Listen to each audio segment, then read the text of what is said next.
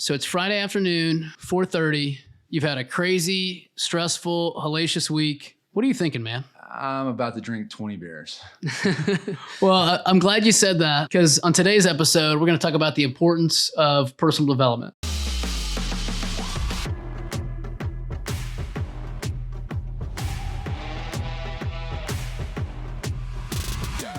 And this is something that is not stressed enough in our industry. We work and live in a stressful, fast-paced industry, and personal development is something that we have to address, whether that's within our company or even on a personal level. So with that, man, what are some things that you do that help you from a personal side or from personal fulfillment level? Yeah, and just to back up, I'm definitely not going to drink 20 beers tonight, but that's not to say I have not actually done that, because I definitely have. But no, seriously, you and I both know how stressful this industry can be. Yeah, it's sales, entry-level sales, yeah, and it's not easy sales. Like, you're calling people who do not want to talk to you. No, yeah. You get hung up on, you get your teeth kicked in, carriers fall out on your shipment, whatever it may be. There's a number of issues. And by the end of the week, your release isn't going to the gym. I'm sorry. Your release is not going to do, meditation. Yeah. The culture in this industry, for the most part, is happy hour. Yeah. Let's go get bombed. Let's eat fast food. Next morning, you're doing absolutely nothing. You're not getting off the couch. And trust me, I've been there. Yeah. You're a little bit more disciplined than I was at this age. But I've been there. And it really took me hitting rock bottom, specifically in our non-compete, sure, where I was drinking so much. Yeah. I mean, we would have happy hours where we'd meet up with coworkers after work nearly every day. Yeah. And it took me to a point where I was so unhealthy. I was out of shape, and I was still working out. I mean, I was playing basketball, I was competing, sure, but I was drinking and eating like absolute dog shit. Yeah. A lot of people don't realize that impacts your mental health as well, right? Which then in turn impacts your relationships and your emotional health and your spiritual health. It impacts everything else. It took me hitting rock bottom to realize I got to make some changes. My routine is the most important thing to me when it comes to making sure I'm disciplined and doing the non-negotiables each day. Yeah. We can get into that, but I was just, what are some of those, man? Like, if you had three non-negotiables, what are those for you? Yeah, I'm an early riser. There's no way I'm going to the gym after work. Okay. By the end of the day, I'm done. Yeah. And I also feel like with kids, man, we got no chance to mix in a workout at 7:30. Yeah, right? I mean, we nearly have a football team between both of us. So getting close. Yeah. So I'm usually 4:30 in the morning. I journal, I read, I work out at least 45 minutes to an hour. Okay. I usually have a 2-hour window. Yeah. Or that's my time. That's my non-negotiable. That's my routine. Yeah. My wife knows that. She supports it because that allows me to be the best possible father, husband, employer, partner, you name it. I mean, that allows me to be the best person, best version of myself. Yeah. Using that 2-hour window before the kids get up. You said it, man. Best version of yourself. I feel like that's something that we always have to strive for, especially in our industry, right? It never ends. It's 24/7. It's around the clock. There are things that come up, day in, day out. What exactly happens during like a typical week that leads you to that point, or leads you to the amount of like maximum stress? If you're in this industry, if you're not, it's a high stress industry. You're dealing with a lot of moving pieces, truck drivers, they break down, shippers, they cancel things, coworkers may not show up, and now you have their workload on your plate as well, or you're on goals because you're underperforming, whatever it may be. There's a ton of stress that is involved in this industry. So it accumulates. And, what happens is, if you're neglecting a lot of those positive habits to improve, your mental, your physical, your whatever it may be, it's a slippery slope. It's too easy to say, I'm going to, have a drink, or I'm going to go eat a pint of ice cream, as opposed to going to the gym or making some me time that actually benefits you. Yeah. So it's just an accumulation of issues of, that come with this industry that over time they build up. And then the bad habits build up compared to the positive ones that actually benefit you. I guess, tell me more, man, like when, you've had a stressful week, you're about to walk into the house, you're craving a beer, you really want to go and snag one from the fridge. What do you do in that moment of indecision?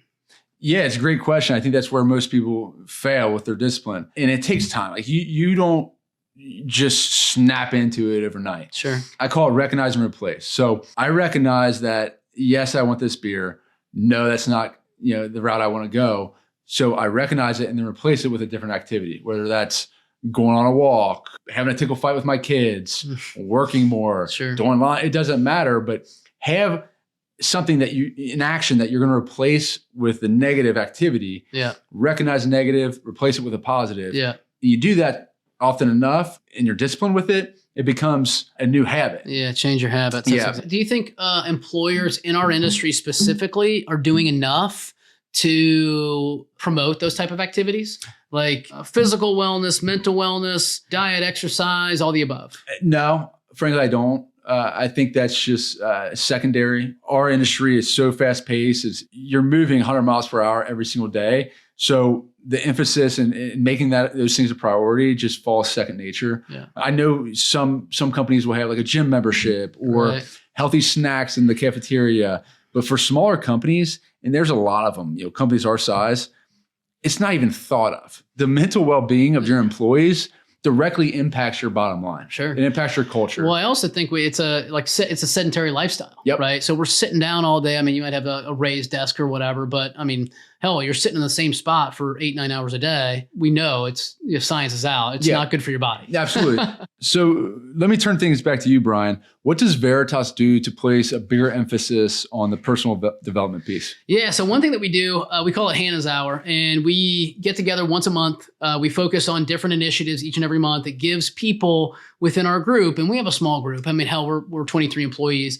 And we break out into small group sessions, and we have a different topic for each month.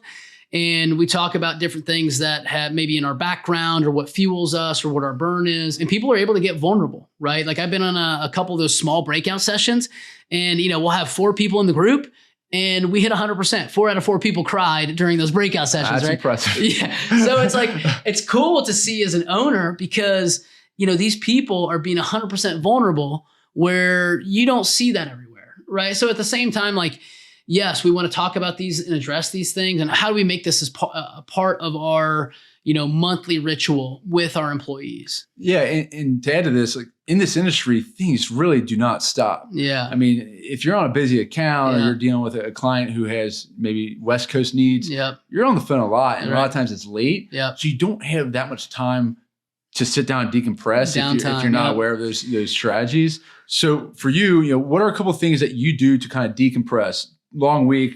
Again, you have an army of kids. Yeah. Busy schedule. Yeah. What do you do to, personally to decompress? Yeah. I mean, for me, man, it's all about diet and exercise, right? So those are the things that I can control. And I know it sounds cliche, right? And everybody says it, but if I can control those 2 things and I can get in a workout or hell, sit in the sauna for 15 minutes, man, that is a game changer for me. Right. Similar to you, I have a very similar routine. And the days, my wife always busts my chops about this, but the days that I don't get an exercise, I'm a lot grumpier, or she calls it edgy. She's like, oh, you're edgy today. Right. I'm like, oh, okay. Like I need to stop being a dick. Apparently I have that same problem. Yeah. So on those days where, I don't get a workout in, I have to, make sure that I control my emotions where the stress might get to me from work. And the same thing goes like, even when I go home and to answer the original question, like, I want to be the best version of a dad and best version of a husband, right?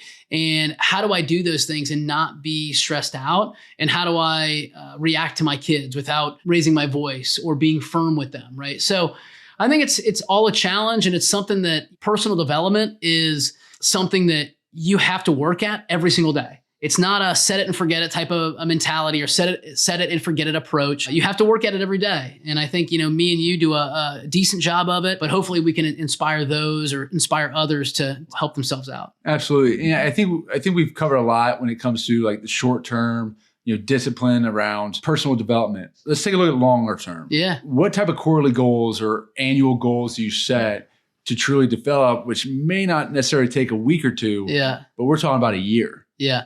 So I think with those, I mean, this is always a time and now it's January 8th, I think, and we're sitting here and this is goal setting season, right? Everybody talks about the goals that they're going to achieve and what they're going to accomplish in the next year. And hell, I don't knock it by any means. I think as long as you have some sort of goal or some sort of metric that you're shooting for to get better, I think it's great. For me, it's based around a couple different things. So it's faith, fitness, family. Those are the goals that I want to have for the upcoming year. I think the difficult part with the personal development is it takes time. Yeah. It's somewhat monotonous. Right. You have to be consistent with it. It requires discipline, but it gets people out of their comfort zone. Sure. We're in a society right now where everyone loves to be real comfy. Oh, yeah. Everybody loves easy street.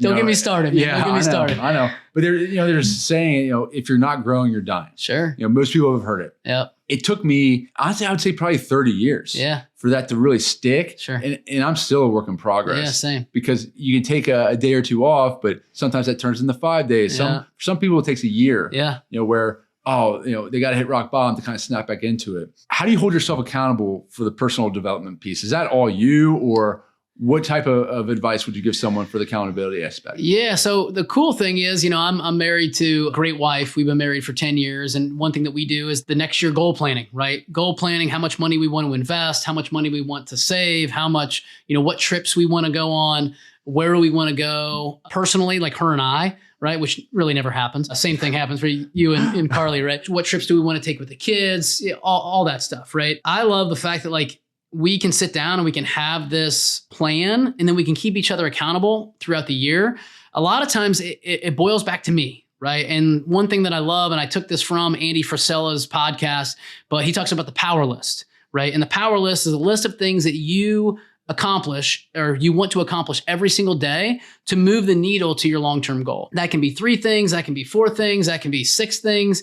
And, reassessing that each week on a Sunday and marking those things off. So the power list is crucial for me each and every week, making sure that I'm doing the things that I need to do to accomplish those types of goals. I love it. I love it. And if you're listening to this, you may be like me when I was 25, 26, having no idea where to start. What are some small steps for our listeners on where they can start, where they can focus their time on the personal development? Yeah. Number 1, just get started. If it's a diet goal or an exercise goal or a weight loss goal, or maybe it's you want to connect with a mom or a dad or an old friend that maybe you fell out of touch with, right? Make that call, send that text. Hey, do you want to meet up for coffee? Or, whatever that is. I'm a huge believer in social connection. And I think that that's a huge part of our mental well-being. To answer your question, where can they start? I feel like take action.